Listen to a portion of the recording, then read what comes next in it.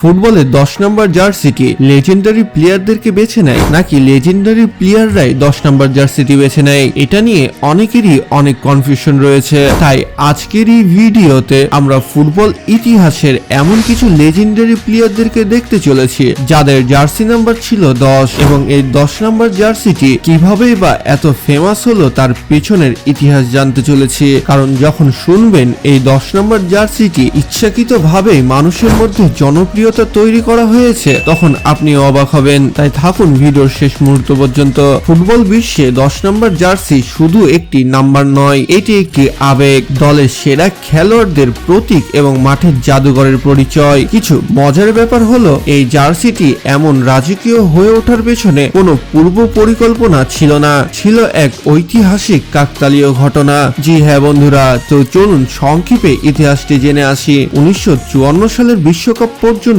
জার্সিতে নির্দিষ্ট সংখ্যার কোনো স্থায়ী নিয়ম ছিল না। সাধারণত শুরুর একাদশে পজিশন অনুযায়ী 1 থেকে 11 নম্বর দেওয়া হতো। তবে 10 নম্বর জার্সির ইতিহাস বদলে যায় 1958 সালের সুইডেন বিশ্বকাপে। ব্রাজিলের ফুটবল ফেডারেশন ফিফার কাছে খেলোয়াড়দের নাম পাঠালেও কোনো জার্সি নাম্বার উল্লেখ করতে ভুলে যায়। তখন ফিফার এক কর্মকর্তা এলোমেলো ভাবে ব্রাজিল দলের খেলোয়াড়দের নাম্বার বসিয়ে দেন। সেখানে একদম ভাগ্যের জোরে 17 বছর বয়সী তরুণ পেলে পেয়ে যায় 10 নম্বর জার্সিটি। সেই বিশ্বকাপে পেলের অবিশ্বাস্য পারফরমেন্স এবং ব্রাজিলের বিশ্বকাপ জয়ের পর থেকেই 10 নম্বর জার্সিটি বিশ্বজুড়ে বিশেষ মর্যাদার চোখে দেখা শুরু হয়। আর এর জন্যই পেলেকে বলা হয় 10 নম্বর জার্সিকে অমর করে তোলার কারিগর। যদি আপনাদের বন্ধুদের সাথে কোনো খেলা হয় তাহলে আশা করি 11 জনের মধ্যে 10 জনই 10 নম্বর জার্সিটি নেওয়ার জন্য কারাগারি শুরু করে দেন। এটা যদি সঠিক হয়ে থাকে তাহলে কমেন্ট বক্সে অবশ্যই জানাতে পারেন। তো যাই হোক বন্ধুরা,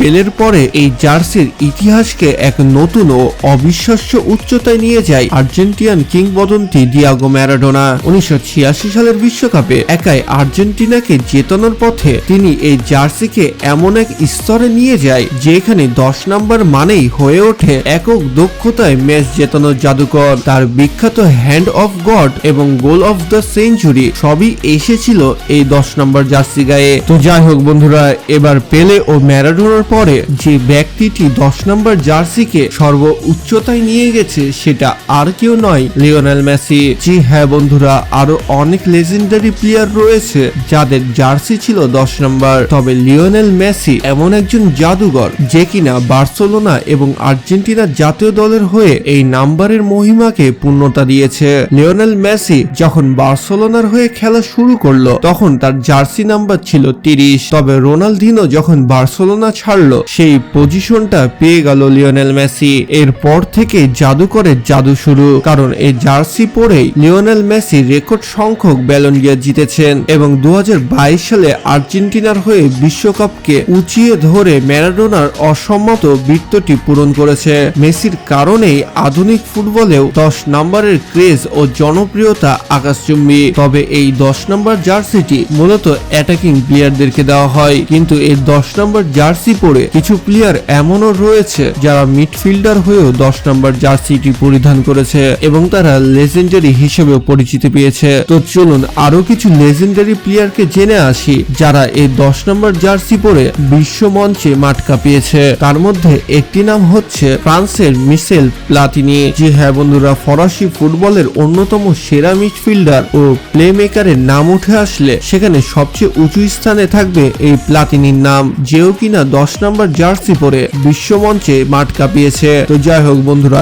এর পরে যে প্লেয়ারটি রয়েছে তার নাম হচ্ছে রবার্টো ব্যাজিও। এই ইটালিয়ান ফুটবলারটি বিশ্বমঞ্চে তার নাম রেখেছে 10 নম্বর জার্সি পরে এবং 10 নম্বর জার্সি পরে ইতালিকে এমন ভাবে রিপ্রেজেন্ট করেছে যে সে ইতালিয়ার সবচেয়ে সেরা লেজেন্ডারি খেলোয়াড় হয়ে বসে আছে। এরপরে আরো একটি লেজেন্ডারি প্লেয়ার রয়েছে যার নাম হচ্ছে জিনেদিন জিদান। জি হ্যাঁ বন্ধুরা, ফ্রান্সের ও রিয়াল মাদ্রিদ ক্লাবের হয়ে তিনি অসংখ্য ম্যাচ খেলেছে, তাও আবার এই 10 নম্বর জার্সিটি পরে, যেখানে 10 নম্বর জার্সিটি পরলেই মনে হয় প্লেয়ারদের মধ্যে কেন জানি একটি চতুরতা ভাব চলে আসে, যে কারণে তারা অকারণে ভালো খেলে দেয়। তো এরপরে আরো একটি লেজেন্ডারি প্লেয়ার রয়েছে যার নাম হচ্ছে রোনালদিনহো। জি হ্যাঁ বন্ধুরা, এই প্লেয়ারটিকে আপনারা চেনেন না, এটা কিভাবে হতে পারে? তার ড্রিবলিং দিয়ে ফুটবল বিশ্বকে যেভাবে সে মাতিয়েছে সেইটার প্রশংসা আর কি করব এবং ব্রাজিলের 10 নম্বর জার্সি পরে সে যে খেলাটা দেখিয়েছে সেটা আসলে অসাধারণ। রোনালদিনোর পরে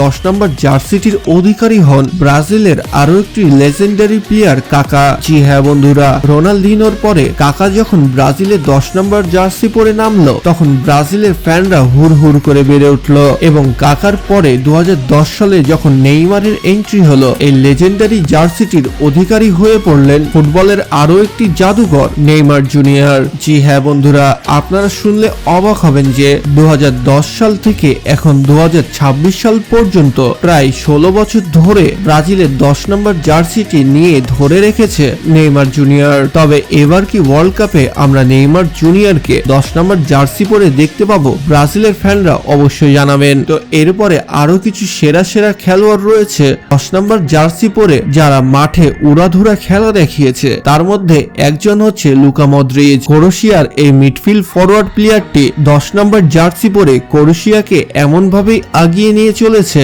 যা 40 বছর বয়সী প্লেয়ারদের কাছে এখনো অসম্ভব হয়ে দাঁড়িয়েছে। যদিও এটা লুকা মদ্রিচের শেষ ওয়ার্ল্ড কাপ, আর দেখতে পাবো না তাকে 10 নম্বর জার্সিতে। তো যাই হোক বন্ধুরা, আরো একটি সেরা খেলোয়াড়ের যদি নাম বলি তাহলে উঠে আসবে সাবেক জার্মানির প্লেয়ার মেসুত ওজিলের কথা।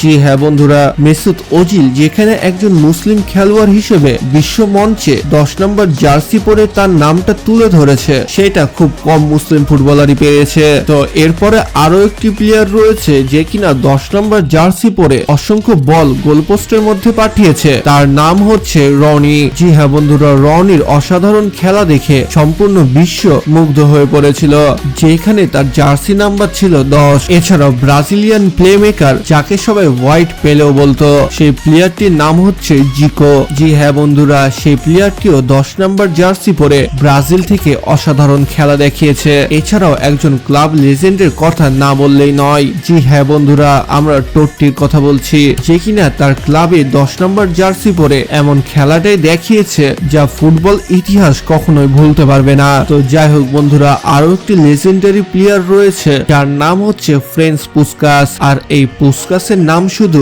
রিয়াল ফুটবল ফ্যানরাই জানে যে সে কত বড় প্লেয়ার ছিল, এবং পুস্কাস রিয়াল মাদ্রিদের হয়ে 10 নম্বর জার্সি পরিধান করে তার খেলা দেখিয়ে সম্পূর্ণ বিশ্বকে চমকে দিয়েছে।